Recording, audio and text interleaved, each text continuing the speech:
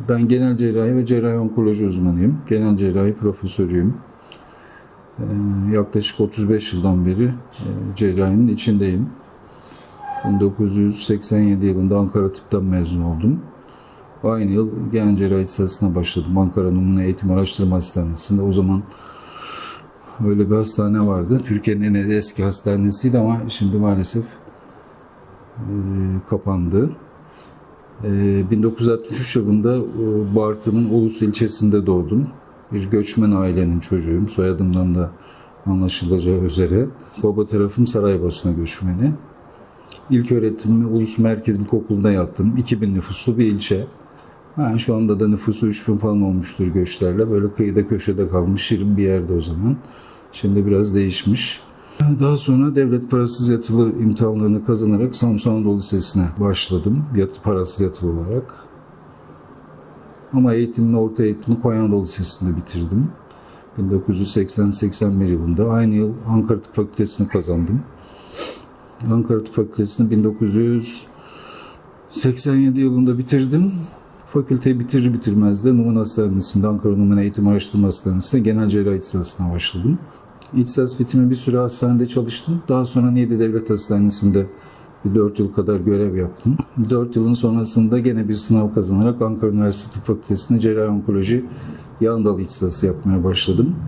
2 yıl orada çalıştıktan sonra, ihtisası tamamladıktan sonra Numune Hastanesi'ne eğitim görevlisi olarak geri döndüm. Yani öğretici olarak, eğitici olarak geri döndüm.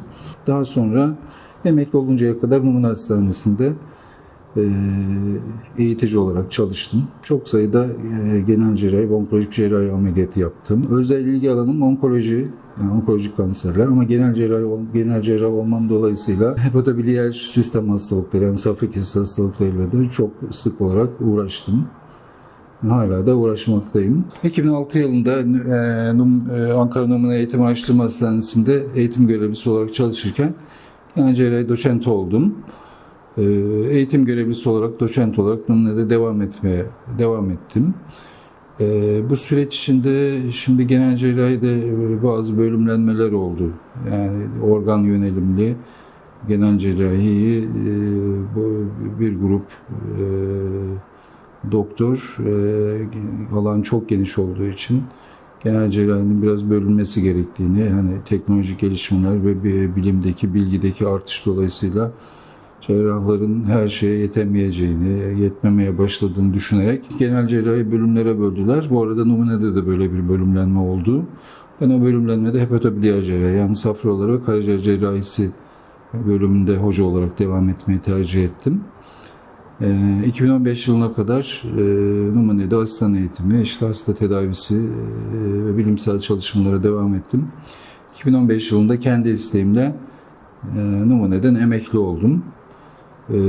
Ve Ankara'da yeni kurulmakta olan bir özel vakıf üniversitesinde Yüksek İhtisas Hastanesi, yani Ankara'nın önemli büyük hastanelerindendir. Vakfının kurduğu Koru Hastanesi ile beraber, özel Koru Hastanesi ile beraber kurdukları bir üniversiteye profesör olarak atandım ve aynı zamanda Koru Hastanesi'nde genel cerrahi profesörü, uzman olarak çalışmaya başladım. Bir 6 yıl kadar aralıksız orada çalıştım. Daha sonra muayenehane açmaya karar verdim ve şu anda artık muayenehanede çalışıyorum. Bu bilgilendirmeyi, kendimle ilgili bu bilgilendirmeyi niye yaptım? Bu çekimi niye yapıyoruz? Biraz da ondan bahsetmek istiyorum. Mesleki hayatımda 35 yıllık bir genel cerrahi geçmişim var. Genel cerrahi. Bunun bir 20 yılı falan daha ağırlıklı onkolojiyle uğraşarak geçti. Bu süreç içinde çok fazla sayıda hasta gördüm, hasta ameliyat ettim, hasta muayene ettim, hasta tedavisi yönettim. Gördüm ki hastalar hastalıkla aniden karşılaştıklarında ne yapacaklarını çok bilmiyorlar. Yani bilgilendirme ihtiyaçları var.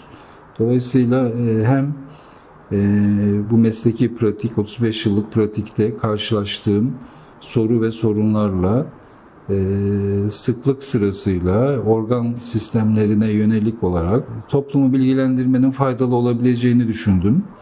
O yüzden bir video serisi hazırlamak fikri oluştu. Bu seri devam edecek. Burada